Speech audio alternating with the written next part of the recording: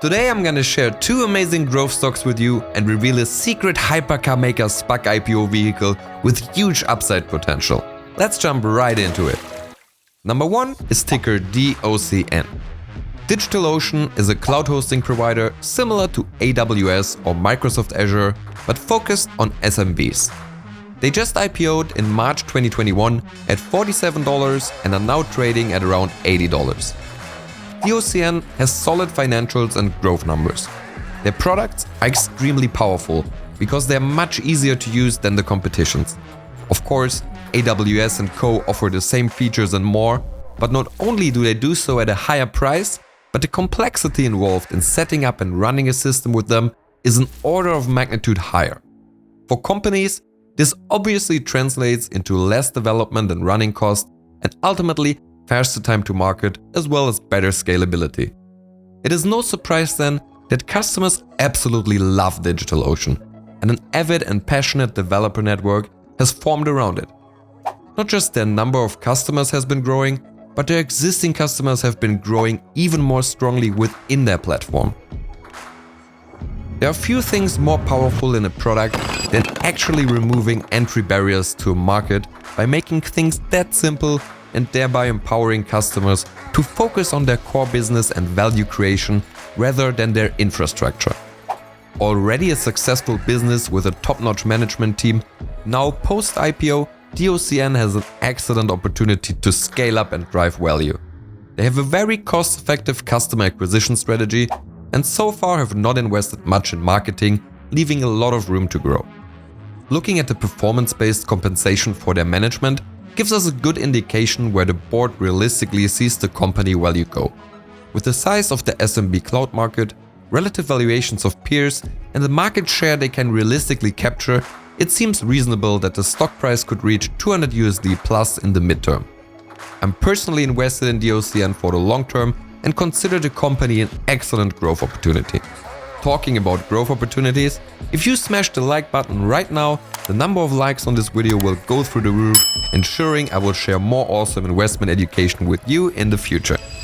The next company is also one of my long-term investments, as I'm a firm believer in the industry they are operating in. I've already been invested in VUZI since December 2020 when the stock price was below $4.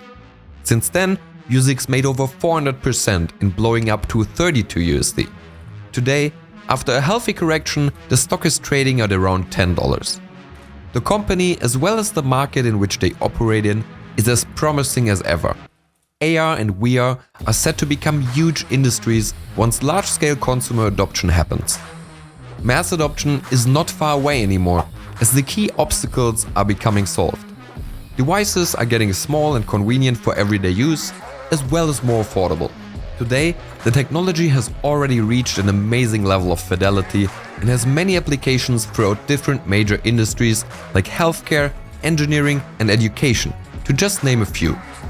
VUZI is not just one, but arguably the major player in the field right now, providing their technology to customers like the US military, Amazon, Google, and many more.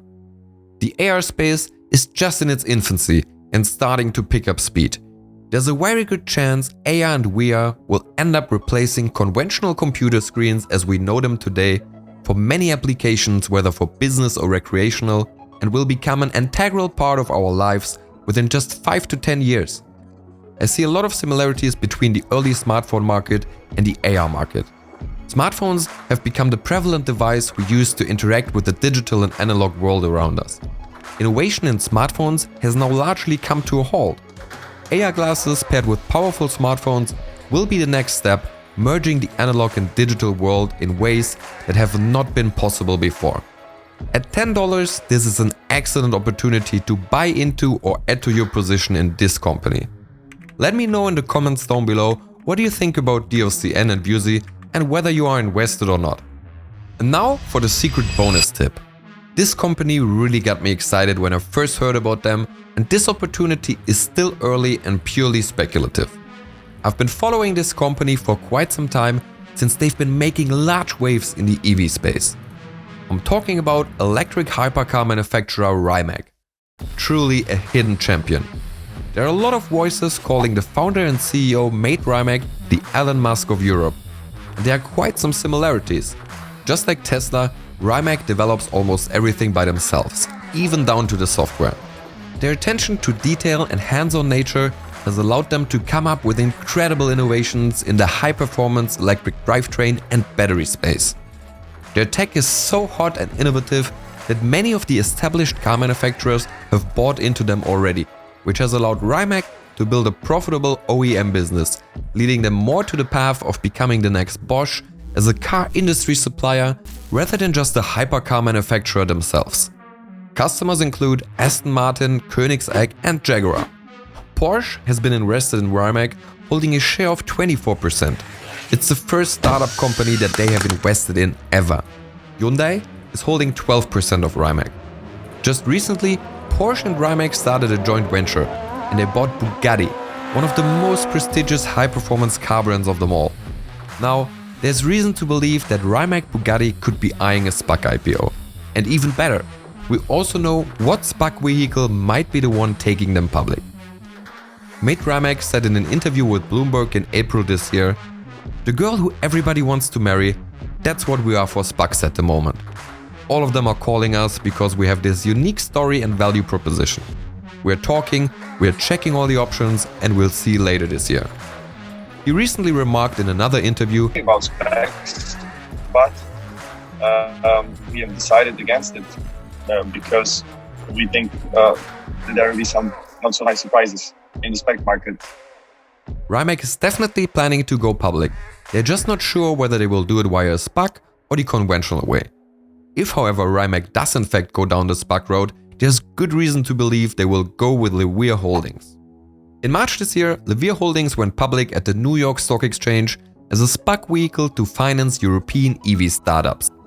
The finance guy behind this SPAC has actually quite a history in the EV space, especially the financial engineering side of things. This guy's name is Stefan Krause, and his CV quite the impressive rap sheet. He used to be CFO of Deutsche Bank as well as CFO of BMW. After that, Stefan had quite the wild ride from EV startup to EV startup, starting with Faraday Futures, which he left with lawsuits in his luggage to incorporate his own EV startup Canoe, which in December 2020 did a SPAC IPO as well. At this point, Stefan Krause had already left the company under slightly questionable circumstances and moved on. Krause was also involved in taking EV manufacturer Fisker public via a SPAC IPO. He is currently holding a position at Drakestar Partners, a self-described global investment banking firm, alongside investment banker Vitali Golomb. Vitali Golomb became a friend of Rimac CEO Mate after organizing the company's first funding rounds. So the connection is definitely there. And even though EV SPACs have rightfully so gotten a bad reputation as of late, and also been criticized by Rimac himself, all of these SPACs had no product on the market and no revenues. Rimac, on the other hand, would be a completely different story. With a track record of Levier's management team that have several successful EV SPAC IPOs under their belts, it stands to reason that even if they won't take Rimac public, they will set their focus on an equally attractive and promising EV startup. This makes LVRA an interesting speculative bet, as they are currently still trading around their net asset value, meaning there's literally no downside to this trade. I hope you find value in these stock picks, and remember to always invest with caution. Please don't forget to subscribe to the channel so you don't miss out on any of our future videos. Thanks for watching and see you in the next one.